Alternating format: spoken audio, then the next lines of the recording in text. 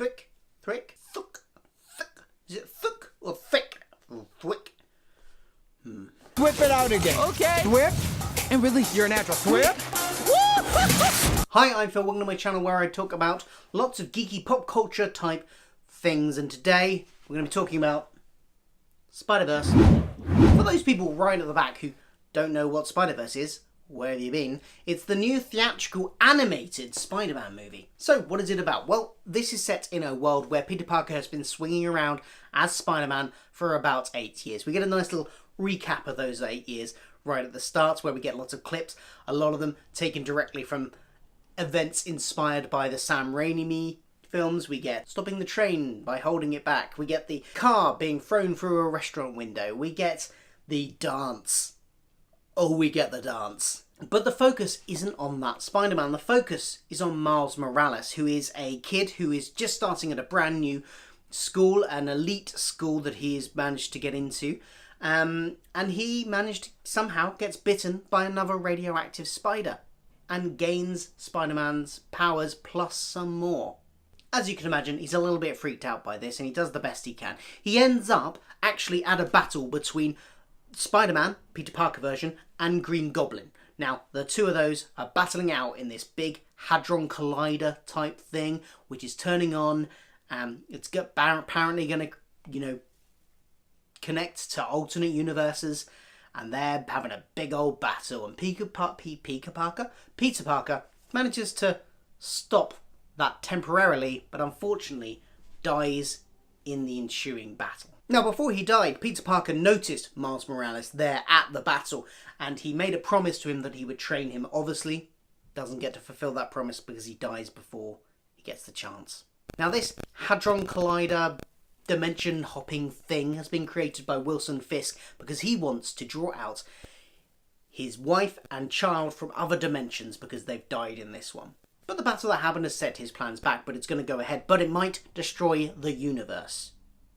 But that first experiment didn't destroy the universe, but it did pull in several other Spider-Men, women, and pigs from other universes. That's the setup. We get several different Spider-Men, we get an older version of Peter Parker, we get Spider-Gwen, or Spider-Woman is her official title, but she's Gwen Stacy of her universe.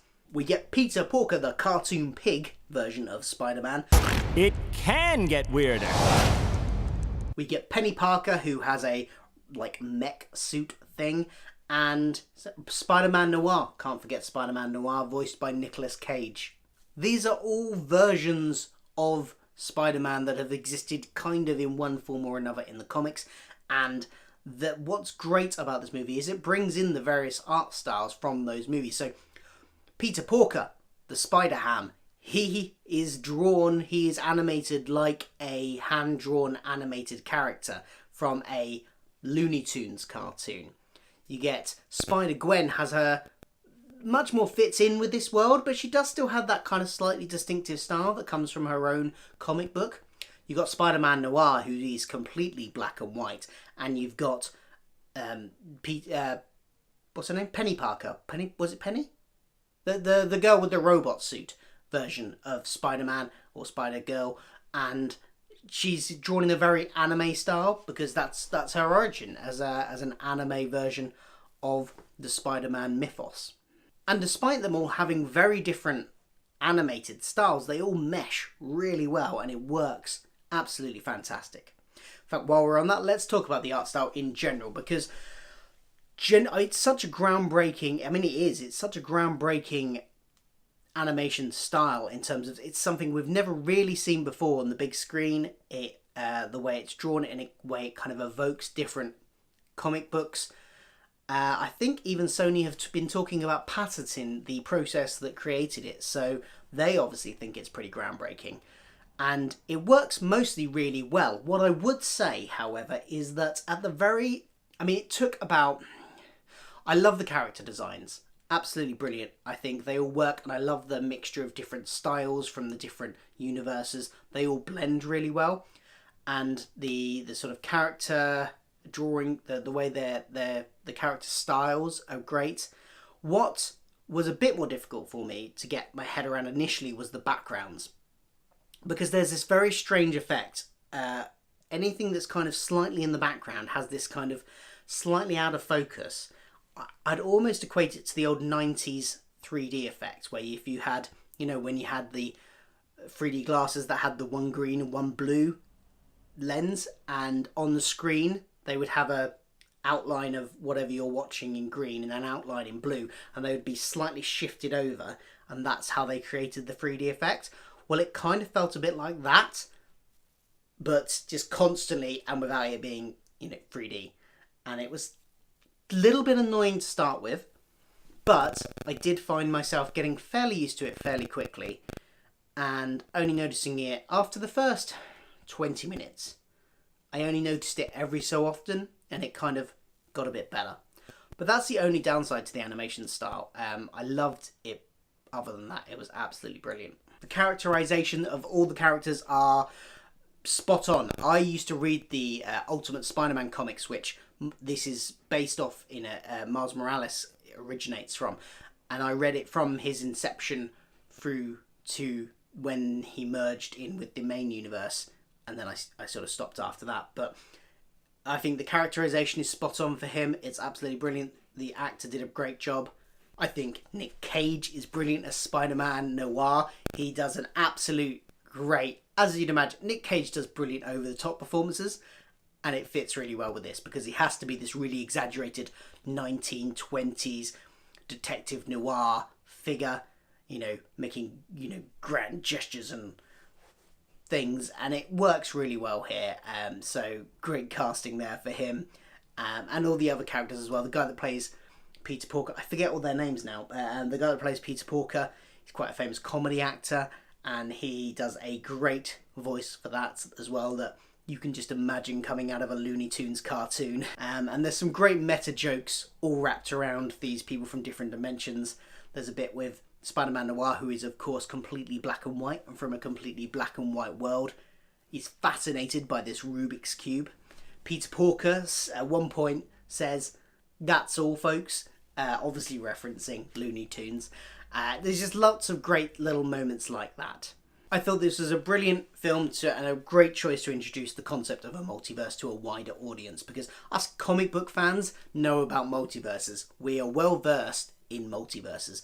But the more general audience, unless, I suppose over the last few years you've had The Flash, which has been exploring it quite a lot on TV, but that's really the only thing. So if they can introduce it here, it gives such great potential for the future, and for what Sony might want to do with all their side of the Spider-Man movies, how they can be linked but not linked to the Spider-Man from the MCU. Now the villain in this, the main villain at least, is Wilson Fisk. There are lots of villains in this. I've already mentioned Green Goblin. There's a few other minor ones that pop up. There's another one which, although this is a spoiler review, no, I'm going to do it. There's the Prowler as well, which anybody who's read the Ultimate Spider-Man comics featuring Miles will know who the Prowler is, because the Prowler turns out to be Miles's uncle, who is a criminal, which is why Miles's dad doesn't get on with him anymore. And I thought that family dynamic was explored really well, because Miles really looks up to his uncle, so when he finds out he's a criminal, that worked really well.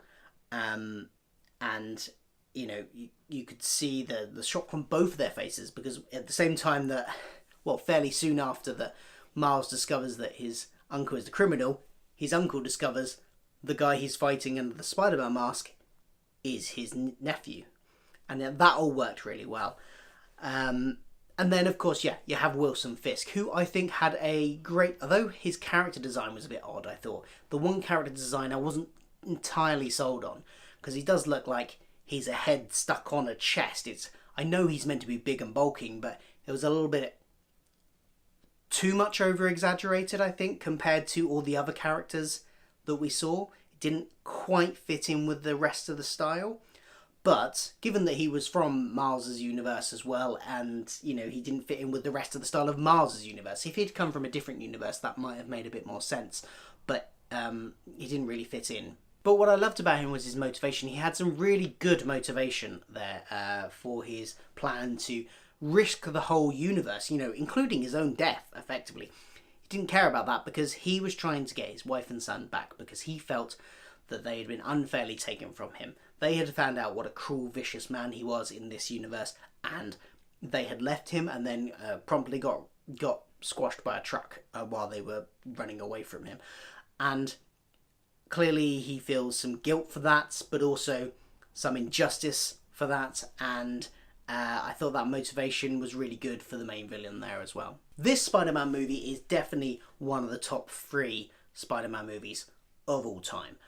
Definitely. Whether or not it's the top, I need to go re-watch some of the other 2. I need to re-watch Spider-Man 2, which I have a feeling probably doesn't hold up that well, because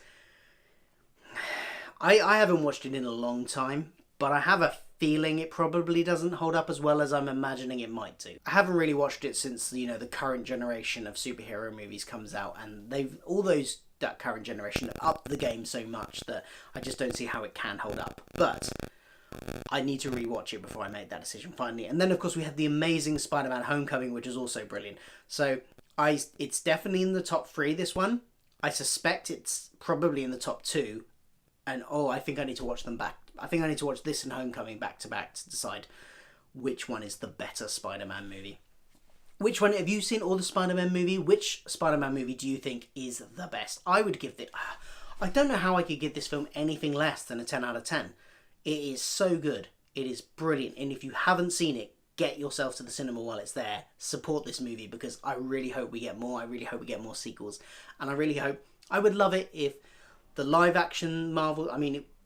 I would love it if the live-action Marvel stuff could go back to Disney, and Sony just keep hold and make their own animated Marvel universe. That, on the big screen, that would be my ideal. Given how well financially Venom did, I don't think that's probably going to happen. But I definitely want them to make more animated movies, and they set up brilliantly for a sequel at the end of the post-credit scene. Stay right to the very end of the credits.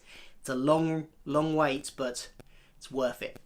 I think the best, or at least the second best post-credit scene I've ever seen. Deadpool 2 might top it, but it's good. Stay and wait for that. What did you think of this movie? Is it the best Spider-Man movie? If you've seen it, let us know in the comments below. Are you planning on seeing it? And do you want to see more? Let me know what you want to see in a sequel as well. Let me know all that stuff in the comments below. And in the meantime, don't forget to like, share, subscribe, and all that jazz to everything here. Or hit all the buttons and all that stuff. And I will see you soon for more pop culture, geeky stuff. Goodbye.